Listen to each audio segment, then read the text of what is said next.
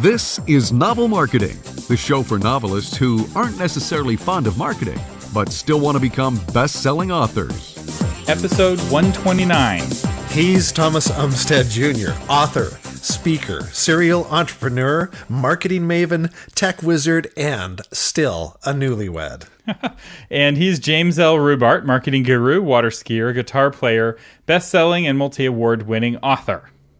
And we have some news. Our Patreon page is at 98% of our first stretch goal, which is to keep the show weekly. So those of you who have supported already, thank you so very much. Yeah, this is really exciting, and we do want to keep the show a weekly show. So if you want to check on the status of our Patreon page, you can do that at novelmarketing.com. And again, thank you so much to those of you who have already backed the show. We really, really appreciate it. And if you want to go on and support, you can go to patreon.com/novelmarketing if you want to go right to supporting us. We'd really appreciate it. All right. In this episode, we're going to be talking about powerful marketing tools you can use to build your email list. So, Jim, tell us a little bit about this. Yeah, so the inspiration for this episode comes from a question from Meredith Abernathy. And just a quick shout out to Meredith. Meredith, thank you for sending in the question, and really fun. On Meredith's site, Thomas, she is using my book Progress. So she's 25% of her novel Beyond the Midnight Mountain. She's 25% of the way to finishing her 6th draft. So she is definitely working hard on this novel. I love that. And I like this lady because she loves Dr. Pepper, which, was one of my drinks growing up. That was my favorite drink. I don't drink pop anymore, but that's what I drank. So pretty cool. That's cool. And her question is, I keep hearing the advice to start marketing or start a newsletter as early as possible, even before you're published. But whenever I ask for help in my Facebook writer groups, they say I'm putting the cart before the horse. I have no books to offer for free in exchange for newsletter signups. So, of course, I have 0 signups. I'm not sure about offering sample chapters of my novel in case they change again between now and publication. So is there something I can do to offer readers or am I doomed to launch a book with 0 readers? So the answer, Meredith, is you are not doomed. There is a way, and we have a answer in 2 words. It's a 2-word answer. Yeah, that's right. It's a 2-word answer, but don't worry, we'll tell you more than that. And the 2 words are short stories.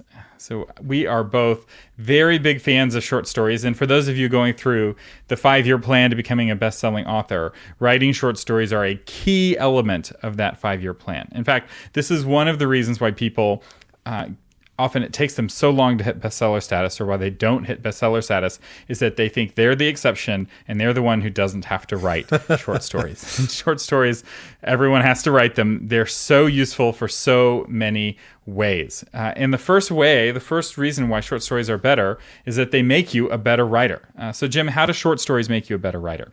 Well, you have to learn how to craft a beginning, a middle, and an end. And short story structure is different than writing a novel. Certainly it is. But you get to write these things again and again and again. By that I mean, it might take you 2 years. It took me 6 years to write my first novel. It does not take that long to write a short story. And so, Thomas, if I write a short story, I can give it to you and Darcy and other people for input very quickly. And then I can write another one, and I can write another one. The problem is I might have some bad habits. Well, Thomas, if I write a short story and I give it to you and you go, Jim, the whole thing is telling, there's no showing whatsoever. Oh, really? Or your dialogue is stilted. Well, I might take 6 years of writing my first novel and it's fundamentally wrong, the entire book. Whereas with a short story, you can go, Jim, boy, the dialogue isn't singing. You got to work on that aspect of your craft. And so I can get better a lot quicker because I can go to work on those fundamentals and know what's wrong with my writing in a way shorter period of time. When I was a kid, I was on a swim team for our neighborhood, and we were the championship swim team probably 8 years out of the 12 or 13 years that I competed. And probably for a 6-year stint of that, not only did we win the championship, we were undefeated. And it wasn't until one year when we had different coaches and used a different approach did I realize why we were beating all of the other teams so badly. And the reason we were beating the other teams so badly, the reason we were a better team, is that we had coaches that had been in the Olympics or had trained Olympians. And instead of having us practice swimming, they had us swim drills. So we almost never actually swam like how we would swim in the meet. If they wanted to focus on kicking, we'd spend the whole day with a kickboard just focusing on kicking, or just swimming with our left arm, or just swimming with our right arm, because it wasn't about swimming harder, it was about swimming smarter. And short stories can be like those swimming drills for your writing. You can work on a short story and focus on just one element of your writing. My brother's been doing this. So when he was first starting to learn how to write, one of his challenges was that all of his characters sounded like a sarcastic version of himself. So all of the characters sound the same. It's a very common beginner mistake. And one of the things that he did to fix this is he started writing short stories specifically from different characters' voices to learn how to make that voice shift from person to person. He wrote an entire short story from the perspective of artificial intelligence on a computer or in a robot. And it's brilliant. And he was able to focus on just that one element of his craft in a short form. And so I'm watching kind of in real time, and he's going through our 5-year plan. So this is what's got him going through the short stories. I'm watching his writing get better before my very eyes. And it's by actually writing less books, spending more time writing, but less time writing books. And that short story really does help make you a better writer. Yeah, I read this book, Thomas, and I think you've read this book too, by Adam Grant, called Originals. And in that book, it's in fact the full title of the book, and we'll have a link in the show notes so you can go and check this book out. Really powerful book. Originals: How Nonconformists Move the World. And one of the points he made about these people who are incredibly creative, incredibly original, come up with just epic stories or paintings or music, all these things in the arts. He says that he cites this experiment that was done with a ceramics class where half the class was told during the semester, you are going to create the perfect pot. To the other half of the class, they were told, we just want you to create as many pots as possible. Just crank them out. Well, our instinct says, well, the pot that's worked to perfection is going to be the more beautiful pot. But the opposite was true. These people who worked on a bunch of different pots came up with the most compelling, intriguing creations. And if you think about it, it makes sense. They experimented. They did it again. They tried this. They learned this, and then they applied it to this. People look at a group like the Beatles and they say, oh my gosh, they write all these stunning songs. Well, yeah, but they wrote a lot of ones that were kind of mediocre. In other words, when you write short stories, you're experimenting, make another pot, another pot, another pot, another pot, and you can take those things that are gold and put them ultimately into your novel. So take the time to make a lot of different pots. That's right. And the other thing that's really powerful about short stories is that they make it easier to get feedback. So if you've written a 200-page novel and you're wanting to get feedback, asking somebody to give you feedback on your 200-page novel is a huge ask. It's like, right. It's like, wow, would you like me to do your tax return for you for free as well? It's like that's a lot Build of work. you that house this summer? Yeah. But if you say, hey, I've got this 5-page short story, I've got this 10-page short story, would you be willing to look it over? Suddenly, that's a more reasonable request. So it allows you to get feedback from more people more easily. And short stories make it easier to make changes.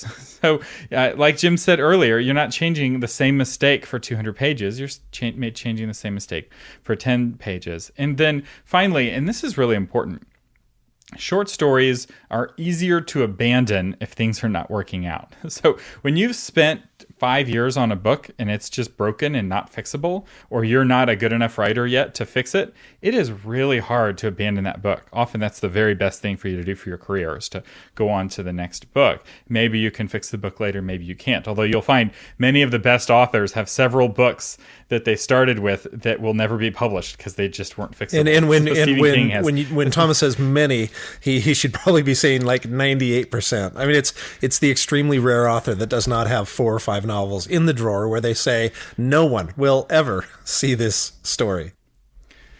That's right. And sometimes they've been dead for a long time and one of their heirs will publish it as a way of getting quick money. And the key is it's quick money because they really are bad books, even if they're written by somebody famous. And whereas on the other hand, if you're writing a short story and it's not working out, abandoning it is emotionally not nearly as difficult. And that's really important. You need to be able to be working on something that's got some potential. And you may be like, hey, this question was about marketing. You've so far spent your entire time talking about craft. Well, we just need to say that good marketing helps a bad book fail faster. So, some people get amazing results from, advertising and marketing and promotion, and other people will do those exact same things and they don't get any results at all. And the difference is one is a good book that has it's the right book for the audience they're targeting.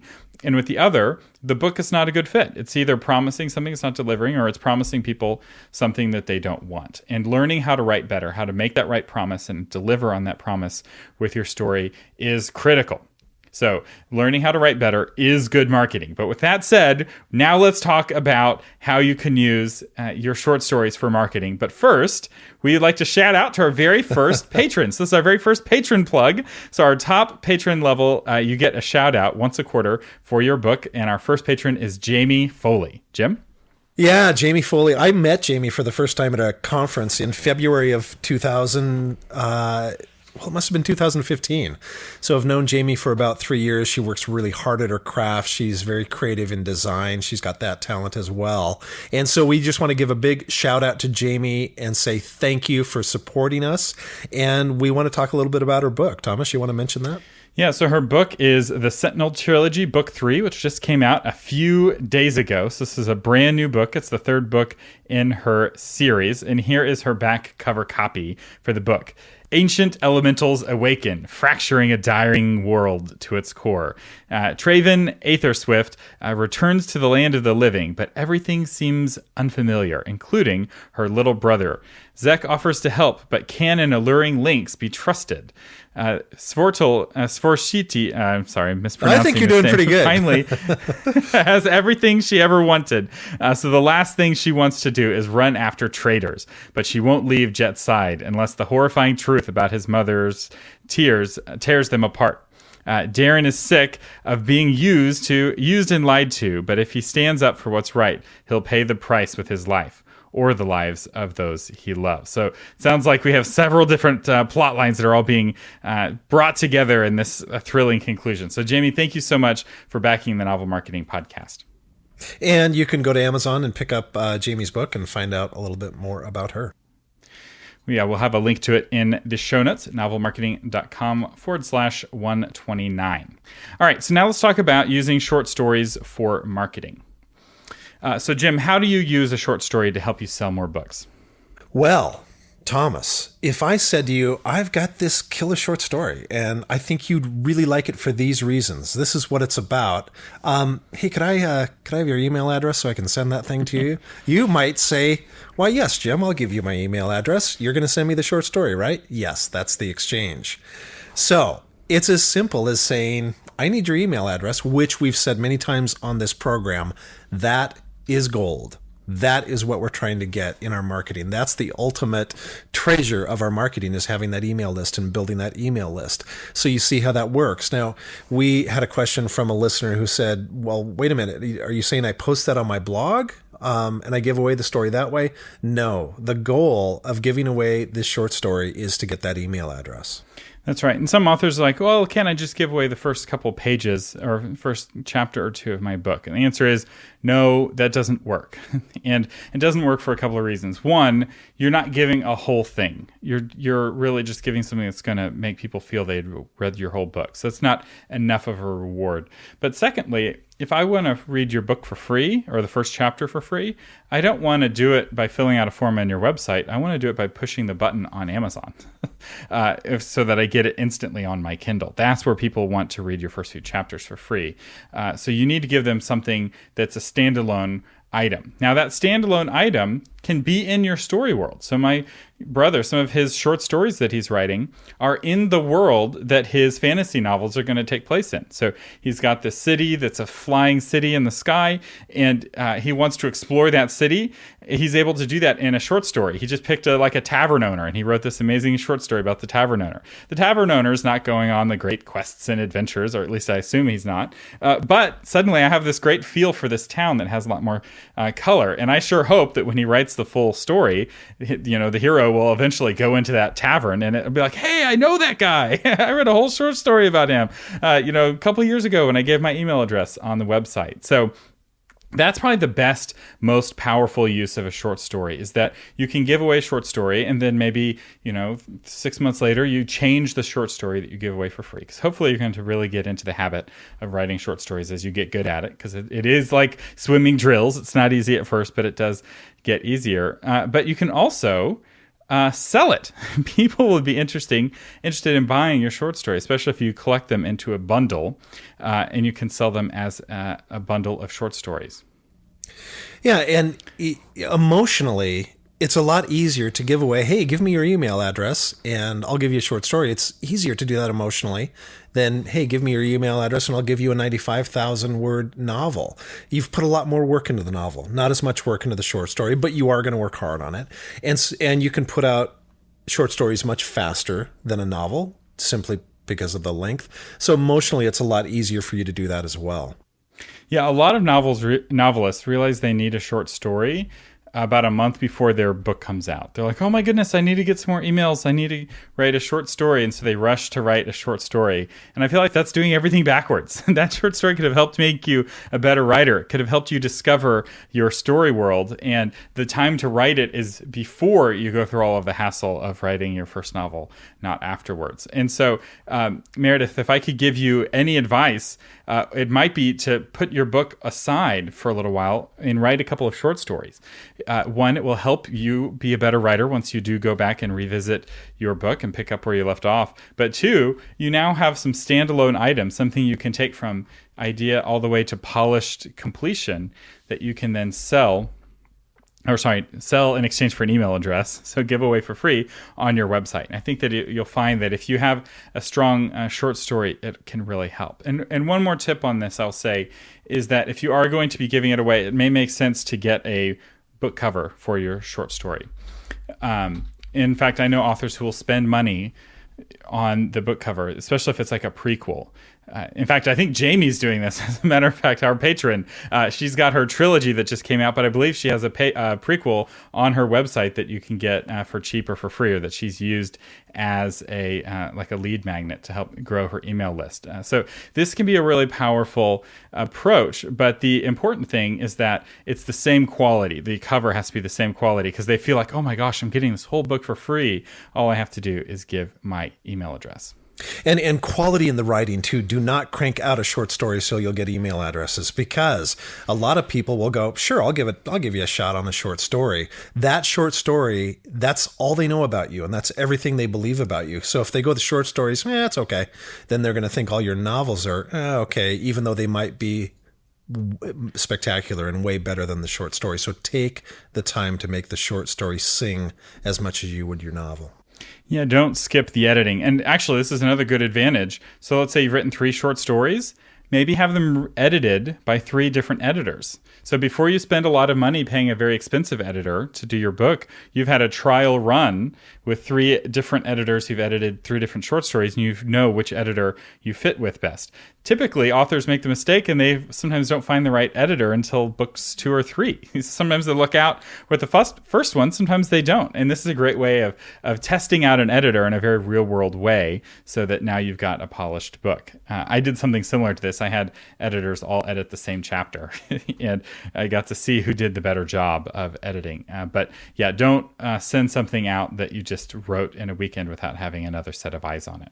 All right, our sponsor for this episode is the Rubart Writing Academy. Jim? I've heard of that. Yes, I've heard of that. You've heard me talk about this a couple of times on the show. We're doing 2. My son and I are doing 2 Rubart Writing Academies this spring. And for those of you who are not familiar with it, this is a course and an academy that my son and I put together that focus on the 4 pillars of publication. And we look at those 4 pillars as marketing. We certainly talk about marketing, but we go deeper than just marketing. We talk about identity, figuring out what the theme of your life is and how you infuse that into everything you write. So we talk about marketing and branding and identity. We talk about craft, how I shape my stories. We talk about the business side of publication. And then what I think is actually the most important pillar, and that is belief. How do you stay believing in yourself? How do you stay motivated? How do you stay inspired when you are on a path that is not always the most encouraging? So we really inspire people to go out and make their dream a reality. So we're doing 2 this spring. We're doing one April 12th through the 15th in the Spokane Coeur d'Alene area. And then we're doing another one May 3rd through the 6th in the Lake Chelan area. The May 3rd through the 6th one, we only have one more spot available. So if that's something you're interested in, I would encourage you to jump on that quickly. We have a few more spots, not many, but we have a few more spots available for the April 12th through the 15th Academy. More information, go to rubartwritingacademy.com. You've been listening to the Novel Marketing Podcast with best-selling author James L. Rubart and Thomas Umstattd Jr., giving you novel ideas on how to promote yourself and your writing offline, online, and everywhere in between. Thanks for listening.